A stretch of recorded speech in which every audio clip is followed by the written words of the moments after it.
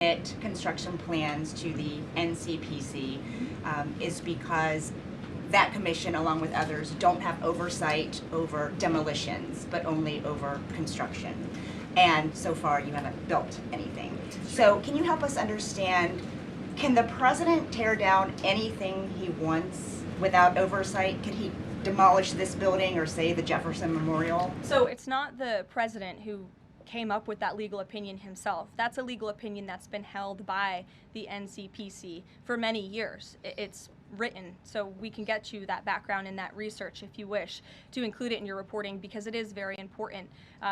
They have ruled consistently, their general counsel has said, when it comes to phase one of this project, the tearing down of the current East Wing structure, a submission is not required legally for that. Only for vertical construction will a submission be required, and that's a legal opinion from them, and we are following that legal opinion. And again, I would just add, can any president do such a thing to the White House grounds?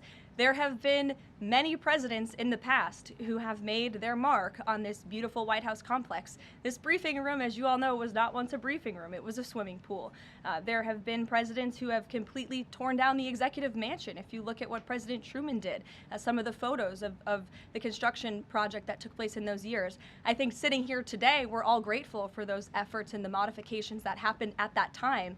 And again, in due time, the East Wing is going to be more beautiful and modern than ever before, and in addition, there will be a big, beautiful ballroom that can hold big parties and state visits for generations to come. So it sounds like the answer is yes, he can tear down whatever he wants. And then secondly, I mean, that's not what we're saying. That's a legal opinion that's been held for many years. And interpreting it. No, it's something that presidents have done for years and years. In fact, I have some photos here. Thank you, Pat, to show you the construction that's taken place on the White House grounds. This is the construction of the West Wing in 1902.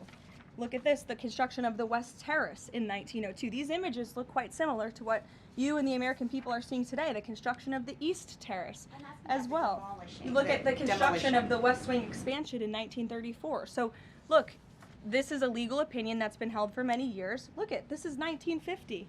Yes, it looks a lot like what you were seeing today. Can he demolish anything he wants? What do you think that oversight? rubble is? How did that rubble get there? Right, so I'm asking, and then back to the donors. Go ahead, Reagan. Many of them are. Two questions. Reagan, go ahead. One on immigration and another on Venezuela. It's being reported that the semi-truck driver suspected of killing 3 people in a DUI crash is an illegal immigrant who came in under the Biden administration.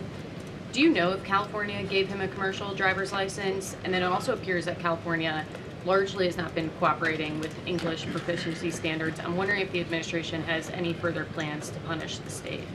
Yes, I can confirm that California gave this individual a license, and it is something that the Department of Transportation has already looked into. I know Secretary Duffy, who's doing a phenomenal job, has spoken on this many times in the crackdown that the Department of Transportation is taking on these licenses that are wrongfully being issued to people who clearly do not deserve to uphold these positions. As for this case in California, on October 22nd, ICE lodged an immigration detainer for this individual following his arrest by local authorities in California on charges, as you know, of manslaughter while intoxicated and driving under the influence. He killed 3 people, and he first entered the United States in 2022 through the southern border, and he was released into our country by the previous administration. So now ICE has lodged a separate detainer for this individual, and these tragedies are following a disturbing pattern of these criminal illegal aliens being issued commercial vehicle licenses. And so yes, the Department of Transportation is absolutely cracking down on that. I defer you to them for any specifics. Venezuela, President Trump has said Maduro doesn't want to mess with the United States, and this administration is continuing to position more military assets towards Venezuela. I'm wondering if the end goal of this narco-terrorist war is to implement a regime change in Venezuela. The president has spoken on that, Reagan, and I certainly won't get ahead of him. What we've made very clear is that this administration is not going to tolerate international narco-terrorist organizations from trafficking drugs into the United States.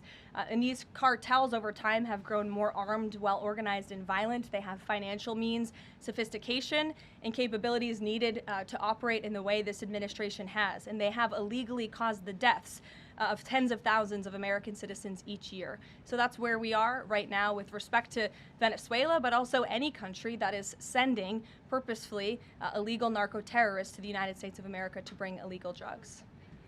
Why don't we go in the back? The US and Colombia. If you like this video, then like, share and subscribe to Mirror Now.